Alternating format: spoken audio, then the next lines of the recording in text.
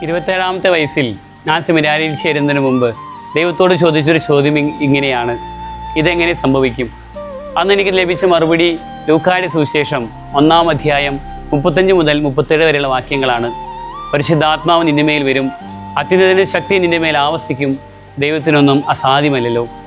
മംഗളവാർത്തയുടെ ഓർമ്മയാചരിക്കുന്ന ഈ ദിവസം പരിശുദ്ധ കന്യകാമറിയവും ചോദിച്ച ചോദ്യം ഇതുതന്നെയായിരുന്നു: ഇതെങ്ങനെ സംഭവിക്കും? ദൂതൻ മറുപടി നൽകുന്നത് ഇങ്ങനെയാണ്: പരിശുദ്ധാത്മാവ് നിന്റെ മേൽ വരും, അത്യുന്നതന്റെ ശക്തി നിന്റെ മേൽ ആവസിക്കും, ദൈവത്തിനൊന്നും അസാധ്യമല്ലല്ലോ.